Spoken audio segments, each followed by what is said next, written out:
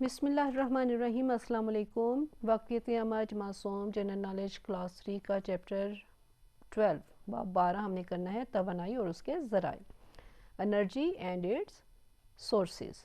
اس میں چیپٹر کو پڑھتے ہوئے ہم جانیں گے کہ ہمیں زندگی میں ہر طرح کی مشینیں آلات چلانے کے لیے، بہت سارے کام کرنے کے لیے انرجی کی ضرورت ہوتی ہے، اور وہ انرجی کن کن طریقوں سے ہم حاصل کر سکتے ہیں، سورسز کیا ہوں گے، ان کے ذرائع کیا ہوں گے، وہ ہم اس میں پڑھیں گے۔ توانائی، انرجی، انسان اپنی زندگی کو آسان اور آرام دہ بنانے کے لیے بہت سے آلات استعمال کرتے ہیں۔ کیا آپ نے غور کیا ہے کہ ان آلات کو کام کرنے کے لیے کس چیز کی ضرورت ہوتی ہے؟ ان سب آلات کو کام کرنے کے لیے توانائی کی ضرورت ہوتی ہے۔ دیکھیں، آپ گھر میں سمپل ہی اگر آپ نے کہہ لیں کہ موبائل بھی چارج کرنا ہے، جو آج کل کی ایک روٹین ہے، تو آپ کو اس کے لیے بھی انرجی کی، توانائی کی ضرورت ہے۔ بجلی وہ بھی توانائی کی ایک شکل ہے۔ تو اسی طرح کسی چیز کو گرم کرنے کے لیے آپ کو چولہے پہ گیس چاہیے یا آپ کو ایندھن چاہیے، وہ بھی ایک توانائی کی شکل ہے۔ تو مختلف شکلیں ہیں جن کو ہم پڑھیں گے۔ توانائی کے بغیر کوئی بھی کام سر انجام نہیں دیا جا سکتا۔ ہمارے دائیں بائیں موجود ہر چیز توانائی استعمال کرتی ہے یا توانائی مہیا کرتی ہے۔ اب ہم دیکھتے ہیں کہ کون سی چیزوں سے ہمیں توانائی حاصل ہوتی ہے یا کون سی چیزیں ہمیں توانائی مہیا کرتی ہیں، پرووائڈ کرتی ہیں۔ توانائی کے ذرائع، سورسز آف انرجی۔ توانائی مختلف طریقوں سے حاصل ہوتی ہے جنہیں ہم توانائی کے ذرائع کہتے ہیں یا سورسز آف انرجی کہتے ہیں۔ سب سے پہلے سورج، دا سن۔ سورج توانائی کا سب سے بڑا ذریعہ ہے۔ زمین پر سورج کی توانائی شعاعوں کے ذریعے روشنی اور حرارت کی شکل میں پہنچتی ہے۔ دیکھیں، سورج سے جو ہمیں ریز ملتی ہیں، تو شعاعیں آتی ہیں، وہ روشنی بھی دیتی ہیں اور ہمیں حرارت بھی ملتی ہے۔ آپ دیکھیں، اس کا بہت ہمارے پاکستان میں تو اس کا بہت آسانی سے تجربہ ہو جاتا ہے کہ گرمیوں میں سورج ہم کہتے ہیں آج تو بہت زور کا چمک رہا ہے، تیز چمک رہا ہے۔ کیوں؟ کیونکہ اس کی ہمیں حرارت بہت زیادہ فیل ہو رہی ہوتی ہے اور آنکھوں میں روشنی بھی ہمیں اس کی بہت زیادہ فیل ہو رہی ہوتی ہے۔ اور وہی جب سردیاں آتی ہیں تو پھر ہمیں اپنے جسم گرم کرنے کے لیے ہم چاہتے ہیں کہ دھوپ میں کھڑے ہوں، تو جب ہم دھوپ میں کھڑے ہوتے ہیں تو جسم گرم ہو جاتا ہے، تو وہ صاف ایک سمپل سی ایک مثال سمجھ آتی ہے کہ وہ ہماری باڈی کو حرارت دے رہا ہوتا ہے۔ اسے شمسی توانائی یا سولر انرجی کہتے ہیں۔ شمسی توانائی سے بجلی پیدا کی جا رہی ہے۔ اب تو جس طرح ہم دیکھتے ہیں کہ جگہ جگہ سولر پینلز لگائے جاتے ہیں، آپ کو گھروں کی چھتوں پر، یا ہاسپیٹلز جو بڑے بڑے ہیں وہ بھی انرجی سمجھتے ہیں کہ پانی سے بجلی بنانا وہ بہت مشکل ہے، مہنگا ہے اور ہماری ضروریات کو پورا نہیں کرتا۔ تو اب تو بڑے بڑے جو ادارے ہیں وہ سولر سسٹم اپنا لگاتے ہیں کہ وہ ہمارے یہاں پہ سورج میں اتنی زیادہ انرجی ہوتی ہے کہ وہ سے آسانی کے ساتھ بجلی پیدا کی جا سکتی ہے اور ان سے ضروریات پوری کی جا سکتی ہیں۔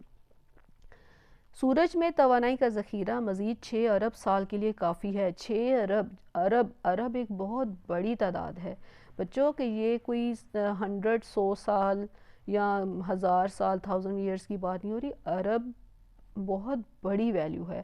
تو یہاں پہ 6 ارب سال ایک انسانی کیلکولیشن کی بات ہو رہی ہے، اور وہ بھی شاید اس سے بھی زیادہ اس میں توانائی ہو، کیونکہ وہ ہم انسان گیس کر رہے ہیں۔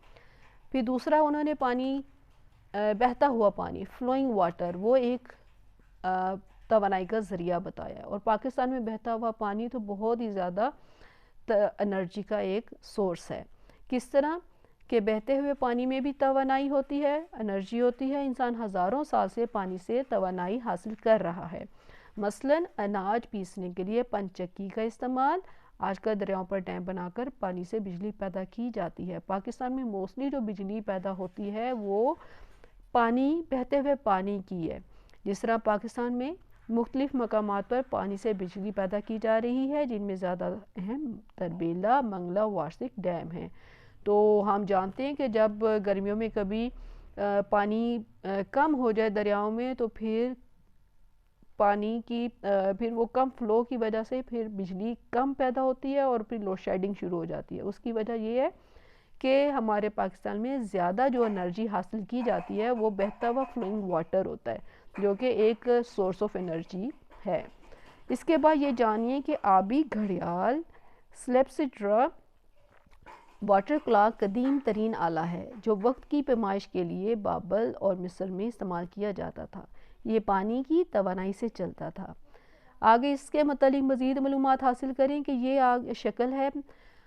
یہ ایسا واٹر کلاک تھا کہ جس میں کہ پانی ایک برتن سے فلو کرتا تھا اور دوسرے برتن میں وہ ایک خاص کہنا چاہیے کہ تیزی سے نہیں، یعنی کہ اس کی خاص کوانٹٹی اس کی فلوئنگ پاور رکھی جاتی تھی، پانی بہتا ہوا ایک پارٹ سے دوسرے برتن میں جاتا تھا، تو پھر اس برتن کے پانی کو میجر کیا جاتا تھا کہ کتنی دیر میں کتنا پانی آیا ہے، اور اس کے مطابق وہ ٹائم کی پیمائش کی جاتی تھی، ٹائم کو چیک کیا جاتا تھا، اور یہ بہت ہی ایکوریٹ ہوتا تھا۔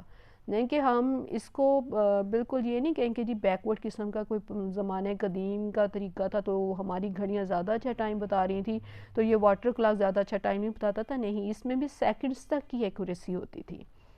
نمبر 3 ہے ہوا، ایئر۔ ہوا بھی توانائی کا ایک بڑا ذریعہ ہے۔ انسان صدیوں سے بحری جہاز اور کشتیاں ہوا کے ذریعے چلاتا رہا ہے۔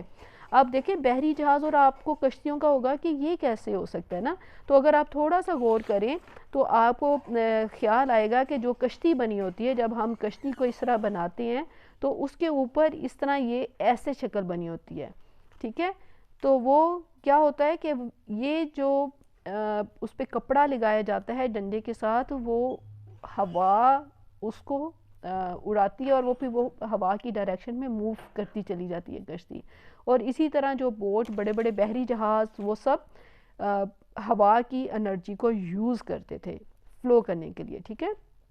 اب تو بہت بڑے بڑے اسٹرانگ قسم کے انجن آ گئے ہیں، تو پہلے یہ ہوتا تھا، اور جب ہوا چل رہی ہوتی تھی تو پھر سمندر میں، دریا میں سفر اتنا ہی تیز ہو جاتا تھا۔ اسی طرح کسان ہوائی چکیاں زمین سے پانی کھینچنے اور دوسرے کاموں کے لیے استعمال کر رہا ہے۔ موجودہ دور میں ہوا کی توانائی کو بجلی پیدا کرنے کے لیے استعمال کیا جا رہا ہے۔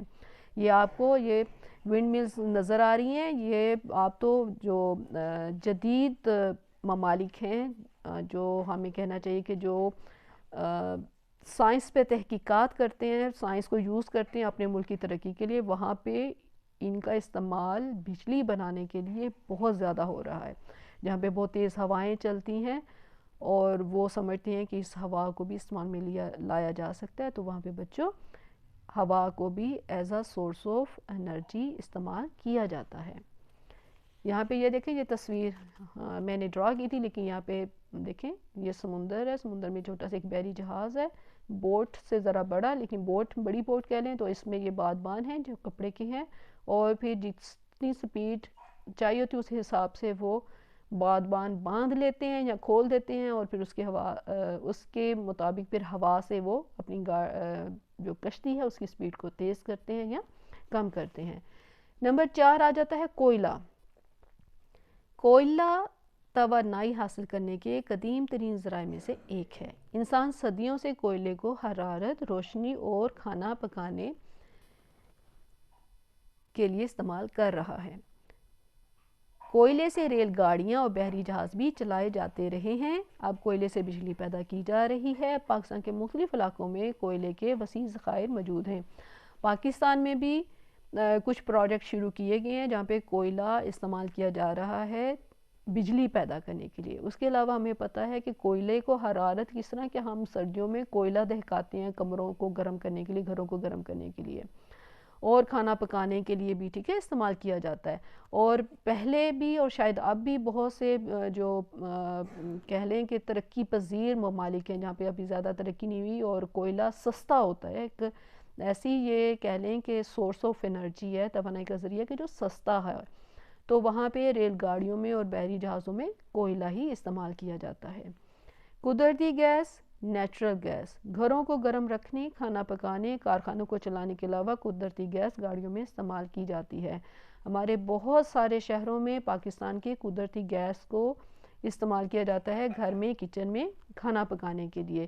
ہیٹرز بھی چلتے ہیں، لیکن ہمیں یہ پتہ ہے کہ ہر جگہ قدرتی گیس نہیں ہوتی، لیکن اس میں بہت زیادہ جو کارخانے ہیں وہاں پہ قدرتی گیس کا استعمال کیا جاتا ہے، کیونکہ یہ بھی ایک سستی اور آسانی سے میسر آنے والی پاکستان میں ایک توانائی کی سورس آف انرجی ہے، توانائی کا ذریعہ ہے۔ اور آخری ہے خام تیل، کروڈ آئل۔ تیل توانائی حاصل کرنے کا بہت اہم ذریعہ ہے، یہ زیر زمین پایا جاتا ہے۔ تیل بجلی پیدا کرنے، فیکٹریوں، کارخانوں، مشینوں اور گاڑیوں کو چلانے کے لیے استعمال کیا جاتا ہے۔ ہمارے پاکستان میں تیل کیونکہ نہیں نکلتا، پاکستان کو تیل خریدنا پڑتا ہے، اس لیے ہمارے یہاں پہ زیادہ بجلی تیل سے نہیں بنتی، گاڑیاں، لیکن بڑی بڑی فیکٹریاں، کارخانے، وہاں پہ تیل استعمال کیا جاتا ہے۔ اور خام تیل باہر کے ممالک میں، جہاں پہ کہ جس طرح ہم لوگ جانتے ہیں کہ جو عرب ممالک ہیں وہاں پہ خام تیل نکلتا ہے تو وہاں پہ اس کو استعمال کیا جاتا ہے۔